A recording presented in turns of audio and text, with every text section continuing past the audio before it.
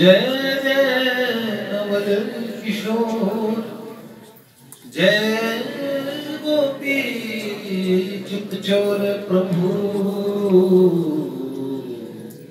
जय श्री भक्त भक्ति भगवंत गुरु चतुर नाम बपुए, इनके पद वंदन किए नाशेन्द्रिय नारायणं नमस्कृत्यं नरं चैव नरोत्तमं देवीं सरस्वतीं व्यासं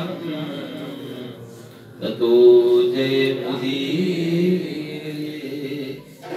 शिलालीला परम पूज्य बाबूजी की देवर्षि नारद जी महाराज की जय। जय श्री राधे, जय जय श्री राधे, जय जय श्री राधे। इतना अच्छा गाया इन्होंने।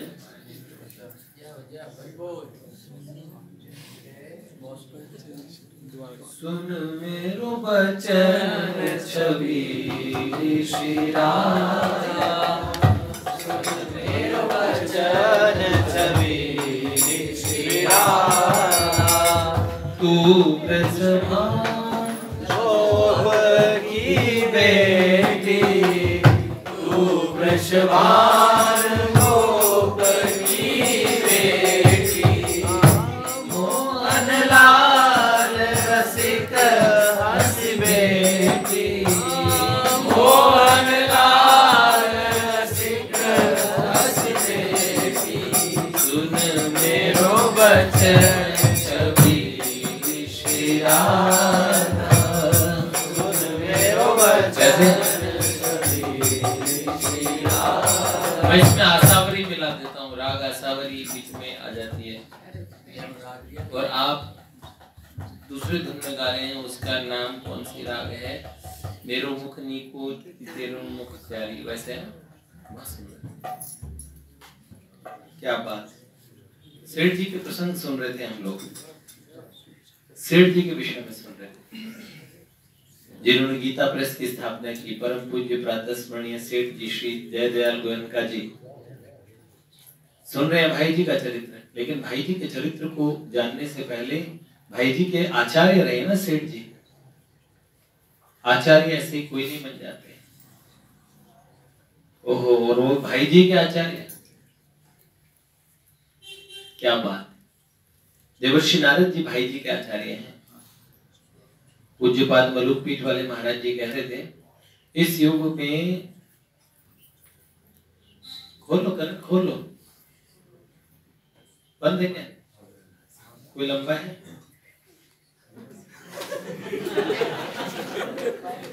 बहुत लंबा है तो नहीं। आप जैसे भगवत भक्त ऐसे कैद से लिखिए। तो इस युग में देवर्षि नारद जी महाराज ने भाई जी को चुना। किसी समय ध्रुव प्रहलाद को अपना शिष्य बनाया था। इस युग में भाई जी शिष्य रहे देवर्षि। ये बात बड़ी मुश्किल से लोगों को पता लगती है और पचेगी भी नहीं। स्वल्प पुण्य बताम राजन विश्वासों ने बजाए थे। जिनके पुण्य इतने ऊंचे नहीं होते, उन्हें इतने ऊंचे आध्यात्मिक एक्सपीरियंसेस का पता नहीं। योगीज की बायोग्राफीज पढ़ेंगे ना तो आपको पता लगेगा, हजारों हजारों वर्ष पुराने महावतार बाबा अमेरिका तक प्रकट होकर लोगों को दीक्षा देते हैं, जिनको महावतार बाबा कहते हैं। इनका जानते हो, ये हजारों वर्ष नहीं, युगों युगों पुराने आचार्य हैं देवर्षि नारद जी। और थियोसॉफी, जिसको मिसेस एनी बेसेंट थी, उसमें थियोसॉफी तो ये मानती है कितने कितने आचार्य हैं अंतर जगत के, जो इस धरती के अंदर में दिव्य और चेतना का प्रवाह निरंतर बनाए हुए हैं। ऐसे आचार्य शरीर में नहीं रहते हुए भी अशरीरी शरीरों से कार्य करते रहते हैं। संत जगत जिसे बोलते हैं, संत मंडल, संतों ने आज भी सृष्टि को बचाया हुआ है। तो सेठ जी के विषय में हमने कई बातें सुनी। कल ये सुना कि सेठ जी किस प्रकार निष्कामता के आचार्य थे, निष्कामी थे, अहिंसा के पुजारी। सेठ जी परम भागवत थे, उन्हें जीव हिंसा कैसे सहन होती। प्रवचन करते समय उन्हें एक बार पता चला कि उनके द्वारा पहने गए जूते का चमड़ा हिंसा से प्राप्त है अथवा अहिंसक है, यह पता नहीं। उन्होंने उसी समय चमड़े का जूता पहनना छोड़ दिया। प्रवचन स्थल से नंगे पांव आ गए और काफी दिन बिना जूते के नंगे पैर घूमते फिरते। फिर उन्होंने मोटर गाड़ी के पुराने टायरों के सोल तथा ऊपर कैनवास का कपड़ा लगाकर जूते का निर्माण करवाने की व्यवस्था की। अपने साथ ही साथ अन्य लोगों को भी हिंसा रहित वस्तु प्रयोग में लाने के लिए जीवन पर्यंत प्रेरित करते रहे। दवाइयां भी अंत समय तक ऐसी नहीं खाई। कितने ही रुग्ण हुए जिन दवाइयों में डाउट हो कि इनमें जीव हिंसा से तो कोई चीज प्राप्त नहीं है ना।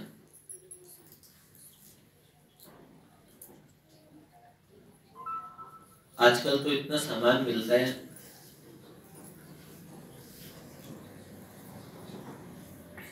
लिपस्टिक जो माताएं लगाती हैं वो शुद्धता अशुद्धता का पता कर लेना चाहिए कि ये लिपस्टिक के इंग्रेडिएंट्स वगैरह पूरा, आजकल तो नेट है आपके पास में, पता करके। वरना एक टाइम ऐसा था, ऐसी लिपस्टिक भी मार्केट में आई, अब भी है कि नहीं है मुझे पता नहीं, जिसमें खून मिलाया जाता था जानवरों का। तो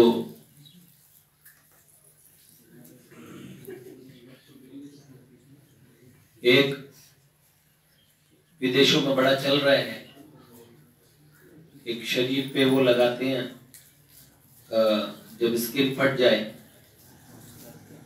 तो क्या होता है, वैसलीन वगैरह जैसे लगाते हैं ना, तो जब व्यक्ति मल विसर्जन करके आता है तो उसके मल में जो चिकनाहट होती है, आंतों में जो चिकनाहट होती है, उससे भी विदेशियों ने फॉर्मूला ढूंढ लिया वो चिकनाहट निकाल के कि वो बड़ी त्वचा को प्रोटीन देती है त्वचा के अंदर में, तो उसके वो लगा लिया, कह रहे इसको तो हमने प्रोसेस करके बनाया है, पर है तो प्रोसेस में ही, अपवित्र तो हो गए, प्रोसेस तो पहले। अब बताओ, चेक करना चाहिए कोई चीज लगाने से पहले। एक लाल पांडा नाम का जीव था, उसको बहुत मारा जाता था, तो वो पिटने से, उसको बहुत ज्यादा मारने से लघु शंका में वो ब्लड निकलने लगता था और उसके बाद में एक पदार्थ निकलता था, उस पदार्थ में से बहुत सुगंधित और डियोस बने। अब वो प्रजाति दुर्लभ हो गई, अब उसको तो ऐसी स्पीसीज है उनमें उनको रिजर्व रखा हुआ है कि उनकी रक्षा के लिए उनके रिजर्व्स बनाए हुए हैं। तो बहुत कस्तूरी के लिए मृग मार दिए गए, छाल के लिए शेरों को मार दिया गया, इंसान ने कहीं छोड़ा नहीं। जहां जिस हम रास्ते से आते हैं, हरिद्वार के रास्ते में, वहां पे कई बाघ वगैरह, की बार बलराम जी की गाड़ी के आगे भी बाघ आ गया था। तो लेपर्ड्स हैं, तेंदुए हैं, और किसी ने बताया कि किसी को बताने लायक नहीं है, लेकिन उन्होंने कहा कि यहाँ पे और वो शेर भी है, जो बाल वाले शेर होते हैं ना, बब्बर शेर, वो भी हैं, लेकिन सुरक्षित रखे हुए हैं। तो इंसानों ने जंगलों में भी नहीं छोड़ा।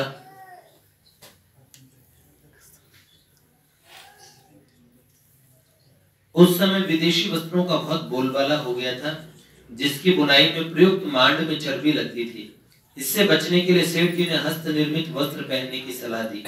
जब लोगों ने प्रश्न किया कि ये सब शुद्ध सामान कैसे मिलेंगे, तो उन्होंने गोविंद भवन कोलकाता में कारीगर रखकर जूते निर्माण का कार्य प्रारंभ किया तथा हस्त निर्मित वस्त्र एवं कांच की चूड़ियां भी उपलब्ध कराई। लाख की चूड़ियां राजस्थान में पहनते थे, लाख से जीव हिंसा होती थी। वाह, बड़े दुर्लभ दर्शन, क्या बात है, क्या बात है। तुम आए तो आया मुझे याद, गली में आज चांद निकला। तो भैया आए हैं, भैया क्या बात। तो पूज्य बात सेठ जी लाख की चूड़ियां पहनने के लिए माताओं को मना करते थे कि लाख भी जीव हिंसा से प्राप्त होता है। लाख जानते हो आप लोग, लाख की चूड़ियां होती है, 1,00,000 रुपए की नहीं, वो लाख होता है ना, वो पिघल जाता है। हमारे राजस्थान में बहुत प्रचलन है उसका। तो सेठ जी ने कांच की चूड़ियां पहनने के लिए लोगों को प्रेरित किया, कांच की चूड़ियां फिर अवेलेबल कराई। शुद्ध आयुर्वेदिक दवाइयां मिल पाई तो इसलिए आयुर्वेद संस्थान शुरू करवाया। सेठ जी छोटी छोटी बातों को देखो। एक भक्त मेरे को अभी कह रहे थे कि मेरे जीवन में मन है कि सेठ जी के आदर्शों पे चला जाए। तो मैंने कहा मन में अगर मैं इस बात को खुद विचार करूं तो मुझे खुद भी ऐसा लगता है कि ऐसी बात बिना आचार्यों की कृपा के आती ही नहीं कि हम इनके मार्ग पे चलें। इसका मतलब वो आचार्य हम पे बड़ी कृपा करते हैं। एक दिन मैं गीता भवन में था और रात्रि में भी सेठ जी से प्रार्थना कर रहा था। सुबह उठते हुए मेरे को भगवान के ध्यान के साथ में सेठ जी से प्रार्थना करने लगा। तो मैंने कहा मैं सेठ जी से प्रार्थना क्यों कर रहा हूँ, मैं तो भाई जी से करता हूँ हमेशा और बाबा से करता हूँ, पर आज सेठ जी से प्रार्थनाएं क्यों नहीं कर रही है। और सुबह सुबह ही उनकी पुस्तक मेरे सिराने रखी हुई थी वहां पे कि उनकी जिनका कक्ष होगा उनके कमरे में रखी होगी कोई पहले से, ध्यानावस्था में प्रभु से वार्तालाप। वो पुस्तक उठाई, थोड़ी मैंने पढ़ी, मैंने कहा क्या बात है, आज सेठ जी छाए हुए मन में। मैं गीता भवन के 10 नंबर कमरे में गया प्रणाम करने, तो प्रपन्न भैया ने कहा एकदम सही टाइम पे आए हो, आज सेठ जी की तिथि है तो भगवत गीता पाठ हम सेठ जी के निमित्त कर रहे हैं। मेरे साथ कौन, शायद गिरधर प्रभु थे। तो मैंने कहा क्या बात है। कल रात को हम उससे पहले दिन रात को भी सेठ की बात कर रहे थे। सेठ थे, क्या बात बताएं। छोटी छोटी बातें देखिए, उनकी छोटी छोटी बातें समझने लायक है। छोटी से छोटी बात कहीं समाज के लिए घातक न बन जाए, इसका विशेष ध्यान रखते थे। उनकी पैनी बुद्धि आगामी दुष्परिणाम को जानती थी। एक बार कोई मीरा जी का भजन गा रहा था, मैं तो गुण गोविंद रा गासा मारी माए, राणा जी रूठे तो मारो काई करसी। हम तो गोविंद के गुण गाएंगे, राणा जी रूठेगा तो हमारा क्या कर लेगा। तो बड़े चाव से गा रहा था। सेठ जी ने आवाज सुनते ही एक आदमी भेजकर इस भजन को गाने से रोकने के लिए कहा। लोग अचंभे में पड़ गए कि मीराबाई जी का ये भजन सेठ जी रुकवा क्यों रहे, और ये भजन सेठ जी को अच्छा क्यों नहीं लगा। सेठ जी ने जब सबके मनोभाव समझे तो उन्होंने कहा देखो भैया, बात ऐसी है, आजकल की स्त्रियां मीराबाई तो बनेगी नहीं, मैं तो गुण गोविंदरा गासे हमारी माए, तो गोविंद की वो भावना तो आएगी नहीं, लेकिन ये भजन सुनकर घर वालों की अवहेलना अवश्य शुरू कर देंगी, इससे उच्छृंखलता बढ़ सकती है। इतनी बात की सेठ जी को ऐसे लगी कि राणा जी उठे तो मारो काई कर दी, और से कहेंगे हम तो घर वालों का क्या है, कुछ बात नहीं। सेठ जी ने कहा नहीं, ये बात ऐसी ऊंची स्थिति पे पहुंचे बिना गाएं, खाली गाने की नहीं है, वैसी स्थिति में पहुंच जाए। मीराबाई तो बनेगी नहीं, लेकिन घर वालों की अवहेलना पहले शुरू करेंगे, भगवान की भक्ति का वो लेवल आए या ना आए। और एक बार एक कोई विशिष्ट व्यक्ति परलोक चला गया, उसके शुभेच्छु लोग उसका स्मारक बनवाना चाहते थे। सेठ जी ने कहा जीवन में अगर कोई हमारे को जीते जी जूते मारे, अगर वो हमारी फोटो छपवाए, हमारा आदर करे, मतलब और हमारे स्मारक बनवाए, हमारी कोई समाधि बनवाए, आज अगर सेठ जी की अस्तित्व का कोई प्रमाण है तो गीता भवन है। भगवान सेठ जी को कहीं जाने थोड़ी देंगे, गोविंद भवन है। गीता प्रेस जब तक रहेगी तब तक सेठ जयदयाल गोयनका का नाम रहेगा। उन्होंने अपना नाम कभी नहीं चाहा, लेकिन भगवान ने भक्तमाल लिखवा के अपने भक्तों के नाम को सुरक्षित रखा। ऐसे ही सेठ जी के और पूज्य भाई जी ने एक लेख में लिखा था, सेठ जी का नाम कितना ही मिटाने की कोशिश करो, पर सेठ जी चाहते थे कि उनका नाम खत्म हो जाए, उनका नाम न रहे। अपने नाम की अपनी फोटो कहीं नहीं लगवाई उन्होंने, उनका बस सेठ जी चाहते थे, पर भगवान कभी ऐसा नहीं चाहते कि सेठ जी का नाम चला जाए। तो जब तक गीता भवन रहेगा, गीता प्रेस रहेगी, गंगा जी के वो घाट रहेंगे जो सेठ ने बनवाए हैं, तब तक, और सेठ जी का ये सेठ जी की स्मृति तो रहेगी ना।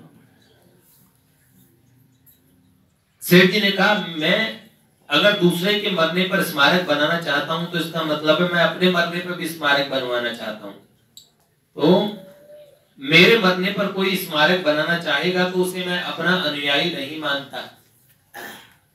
अच्छा, सेठ जी जैसा बनने के लिए सबसे बड़ी चीज है ओबीडियंट होना, आज्ञाकारी होना। इसमें टॉपिक लिखा आज्ञा पालन। आज्ञा पालन इतने आज्ञाकारी थे, कैसे देखो, उन्होंने एक बार सेठ जी के पिता श्री खूबचंद जी गोयन का गर्मी की रात्रि में उन्होंने सेठ जी को पंखा झलने को कहा। सेठ जी पंखा झलने लगे। ठंडी हवा पाकर पिताजी को गाढ़ी निद्रा आ गई और ये सारी रात्रि पंखा झलते रहे। प्रातः लगभग 4 बजे तक, जब तक इनके पिताजी की नींद नहीं टूटी, इनको पंखा झलते हुए पाया। तो पिताजी ने पूछा जल्दी उठ के वापस आ गया क्या? ये मौन रहे। इनके पिताजी को समझते देर नहीं लगी कि ये पूरी रात पंखा झलते रहे। उन्होंने बड़े प्यार से कहा कि जयदा, कि जयदा नाम था ना, जयदा बोलते थे, जयदा। तो कहते थे जयदा, भविष्य में यदि मैं कोई सेवा कहूं और मुझे नींद आ जाए तो चले जाना। पूरी रात पंखा चलते रहे। दूसरी बात, गर्मी के दिन थे। सेठ जी बाहर से घर आए, अपनी माँ से कहा माँ बहुत जोर से प्यास लगी है, पीने के लिए पानी दे दो।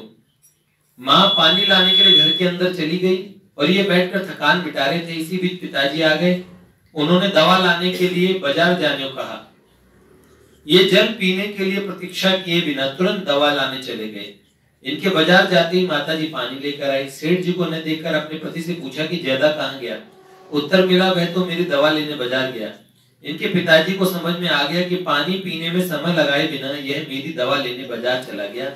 ऐसा आज्ञा पालन क्या कोई साधारण पुत्र कर सकता है? 1 सेकंड पानी पी सकते थे, पहले प्यास मिटा सकते थे, प्यास भी बहुत तेज लगी थी, लेकिन पिताजी ने कहा तुरंत का तुरंत चल दिए। सादगी इतनी थी कि लोग पहचान नहीं पाते थे। वेशभूषा धोती पगड़ी इत्यादि पहनते थे, फिजूल खर्चे बिल्कुल नहीं करते थे। एक बार उन्होंने चूरू में वासुदेव जी काबरा से भोजन बनाने को कहा। उन्होंने कहा मुझे भोजन बनाना नहीं आता। सेठ जी बोले तू जैसा वैसा बना देगा वैसा ही काम आ जाएगा।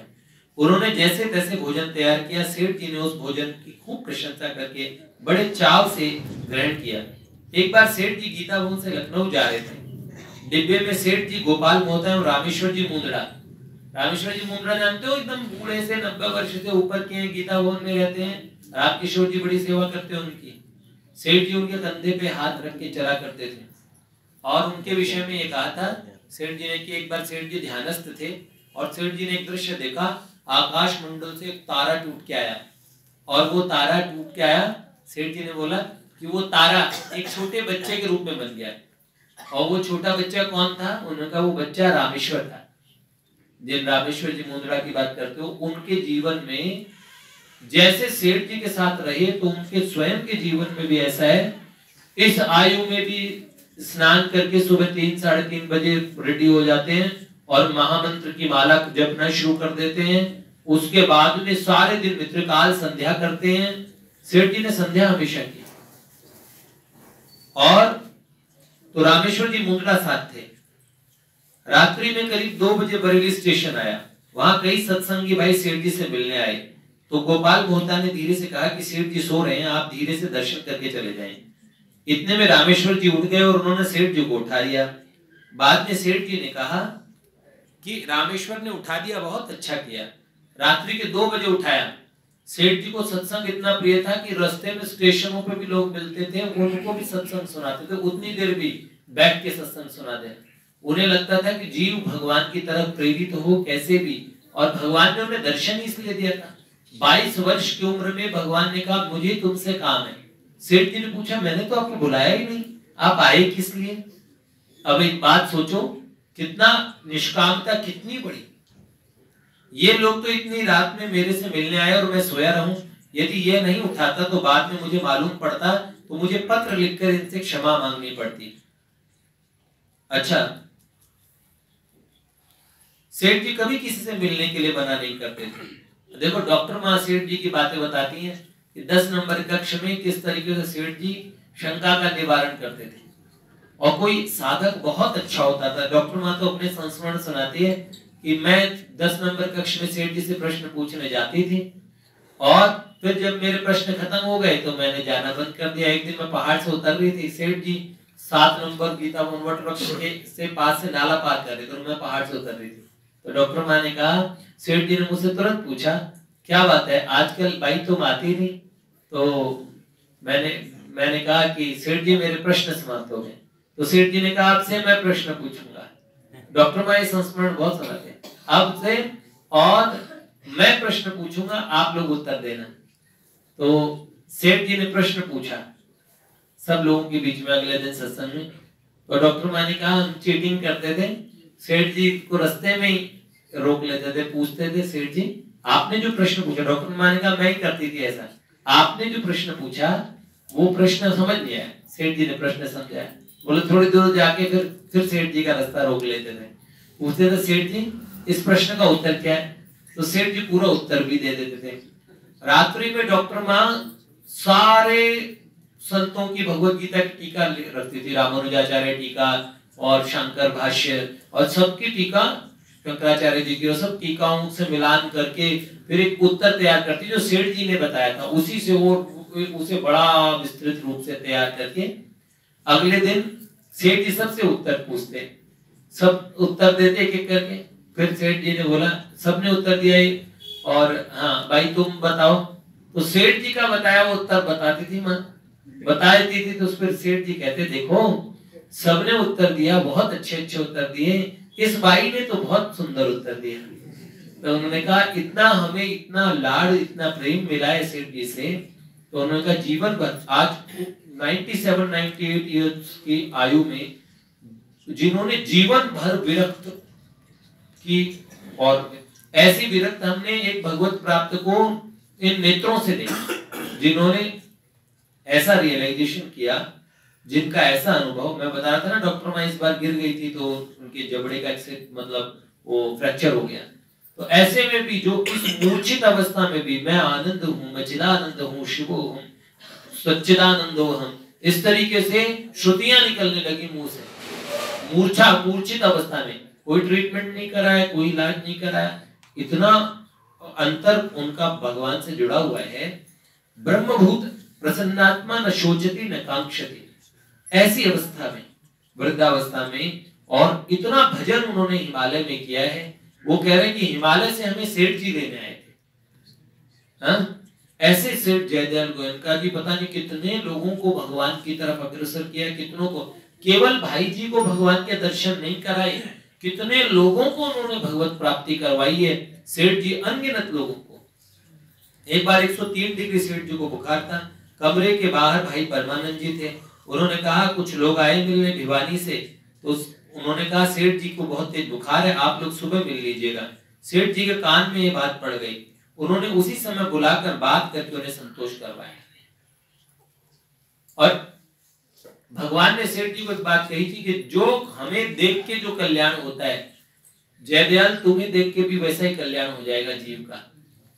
एक बार मैं शायद रामेश्वर जी मुंद्रा जी ने मेरे को सुनाया, बाबूजी ने, मैंने उनसे पूछा, कह रहे कि छाता वगैरह लेने लोग है ना साधु वगैरह आते रहते थे, कोई लोग कि भाई जूते मिल जाते हैं, सेठ जी धोती और छाता ये सब देते रहते हैं। तो एक सेठ जी अंदर मीटिंग में बैठे थे और बाहर से एक सज्जन ने बोला मुझे छाता ये सब चीज चाहिए। तो रामेश्वर बाबू जी कह रहे हमने बाहर से दे दिया उन्हें। तो सेठ जी ने कहा एक बार मुझे एक चाहे थोड़ी सी देर के लिए सही, लेकिन मुझे उनसे मिलवा दे। कहने का मतलब सेठ जी हर व्यक्ति, जैसे पूज्य बाबा जब भी कोई बालक उनके सामने लाते थे ना, कोई छोटा बालक सत्संगी है उनके सामने लाते थे, तो बाबा उसे कुछ सेकंडों के लिए गौर से देखते थे और फिर मुस्कुराते थे और कहते हो गया मतलब अब उसके हृदय तक अंतःकरण तक को झांक लेते थे। पूज्य बाबा के पास वर्तमान युग के बहुत बड़े आचार्य गए, बहुत बड़े सुप्रसिद्ध, जगत प्रसिद्ध है, आप लोगों ने नाम सुना होगा और टेलीविजन पर उनको देखा भी होगा। तो पूज्य बाबा के दर्शन के लिए गए। तो बाबा इतनी सूक्ष्म दृष्टि थी, बाबा ने उनके अंतःकरण तक को पढ़ लिया, सारी बातें कही और उन्हें कई बातें बड़ी स्पष्ट वादिता से उन और आचार्य को बाबा ने कह दी, और वो उन्होंने भी मौन रह के बाबा से सब चीज सुनी। लेकिन महात्माओं के पास में हम सोचते हैं ना, महात्मा साधारण दृष्टि नहीं होती, वो तो त्रिकालज्ञ होते हैं। एक बार गोरखपुर का बहुत बड़ा हिस्ट्री शीटर पूज्य बाबा के सामने चला गया था, तो बाबा उसे कहने लगे चोर, गुंडे, बदमाश, और सब लोगों ने सोचा अगले दिन तो वाटिका में यहाँ गोलियां चलेगी, इसको क्या बोल रहे हैं। उस व्यक्ति ने, वो बहुत बड़ा बदमाश था, लेकिन बाबा ने कहा अत्याचारी, दुराचारी, महापापी, ऐसे ऐसे करके बाबा ने उसे कहा। तो उसने कान पकड़ लिया, उसने कहा बाबा जो पहले किया सो किया, पर अब नहीं होगा। बाबा ने कहा भगत देखो ये अब नहीं करेगा, इसके लिए प्रसाद लाओ। तो बाबा ने कहा कल्याण हो, परम मंगल हो बच्चा, परम मंगल हो। इतने में देवरा बाबा उनके सामने एक बदमाश एक बार आ गया था, तो बाबा ने उसे बकना जैसे बोलते हैं ना, भयानक शब्द है, और बाबा ने तो बहुत भीषण सूत्रों का प्रयोग किया। देवरा बाबा बहुत अक्कड़ भी थे कई जगह, और आयु उनकी कई लोग हजारों वर्ष बताते हैं। बहुत नारायण दादा कह रहे हैं हमने नजदीक से देखा, उनकी चमड़ी भी हाथी की चमड़ी की तरह मोटी हो गई थी अंत समय में। हाँ 750 वर्ष उनकी आयु लगभग बताते थे देवरा बाबा की। और अंत काल में भी इतना नारियल रखा जाए, इतना ब्रह्मांड को भेदन करके इसको, और तब बाबा ने शरीर छोड़ा। एकदम बाबा ने कहा जब कल सुबह मेरे पास मत आना, जब एकदम गोली चलने की आवाज आए, धमाका हो, तब आना। तब उन्होंने कहा बाबा की इतना यहाँ से इतनी तेज धमाका हुआ, मात योगी जन और ब्रह्मरंध्र का भेदन करके अपनी परम गति, परम निर्वाण की तरफ जाते ही हैं। तो देवरा बाबा के सामने गए बदमाश, तो बाबा ने उसे खूब सुनाया। जैसे ही देवरा बाबा को उन्होंने कहा बाबा क्षमा कर दीजिए, अब नहीं करूंगा, तो बाबा ने कहा अच्छा वाह बच्चा, प्रसाद लाओ, इसके लिए प्रसाद लाओ। बाबा ऐसे संत थोड़ी देर में तुरंत प्रसन्न भी हो जाते हैं। अच्छा, एक बार सेठ जी जगन्नाथपुरी गए, वहां एक धर्मशाला में कमरे के लिए पूछा, वहां के मैनेजर ने कह दिया कमरा खाली नहीं है। सेठ जी वापस जाने लगे, किसी ने उन्हें पहचान लिया तथा प्रबंधक से कहा तुम इन्हें जानते भी हो, ये गीता प्रेस के अध्यक्ष हैं। वह दौड़कर सेठ जी के पास आया, उन्हें न पहचानने के कारण क्षमा मांगने लगा और कहने लगा कमरा देने लगा, सेठ जी की अच्छी व्यवस्था कर दूंगा। ये सेठ जी ने कहा गीता प्रेस के काम के लिए मैं गीता प्रेस का अध्यक्ष हूँ, यहाँ तो मैं बांकुड़ा से आया हुआ जयदयाल गोयल का हूँ। यह कहकर वहां से चल दिए। उन्होंने गीता प्रेस के नाम के कारण मिलने वाला कमरा स्वीकार नहीं किया। सेठ जी सदैव गुणग्राही रहे, शास्त्रों की मर्यादा बनी रहे, और तब के वातावरण और आज के वातावरण में ध्यान रखते हुए शास्त्रों के वे प्रसंग जिनमें आज के युग के अनुसार कोई बातें अप्रासंगिक लगती, तो उसे गीता प्रेस से प्रकाशित नहीं करते थे। शास्त्रों के भी वो प्रसंग प्रकाशित नहीं करते थे। एक बार तो रास पंचाध्यायी पे उन्होंने कह दिया भाई जी से कि इसको नहीं रहने दे, लोग पढ़ेंगे, क्योंकि ये सबके बीच में प्रकाशित करने की वस्तु नहीं है, ये भक्तों का गोपनीय धन है, और ऐसी अवस्था ये पंचाध्यायी पढ़ने योग्य नहीं है। और जैसे ही बाबूजी से कहा तो भाई जी, ये सेठ जी और भाई जी के बीच में बहुत मधुर विवाद था। तो भाई जी ने कहा फिर तो भागवत प्रकाशित ही ना हो तो अच्छा है। पंचाध्यायी तो रास पंचाध्यायी तो पंच प्राण है, और पंच प्राण के बिना की भागवत कैसे। तो फिर सेठ जी ने कहा उस पे तुम्हें टिप्पणी लिख के देनी पड़ेगी हनुमान, पूरा एक्सप्लेनेशन देना पड़ेगा। आज भी आप पढ़ेंगे ना भागवत जी गीता प्रेस से प्रकाशित, उसमें भाई जी ने उसके नीचे जो टिप्पणी लिखी हुई है उसका अर्थ किया है पूज्यपाद शांतनु बिहारी द्विवेदी जी, जो पहले नाम था, और बाद में पूज्यपाद स्वामी अखंडानंद सरस्वती जी ने किया। उनकी भागवत आप समझ लो निर्गुणिया लोग भी सुनते थे और सगुणिया भी सुनते थे। वो भगवान भगवत प्राप्त भी थे और वो ब्रह्म बोध भी था, तत्वज्ञ भी थे, तत्व ज्ञान भी था उन्हें, और भगवान की प्राप्ति भी हुई थी। श्री कृष्ण ने उन्हें दर्शन भी दिया था।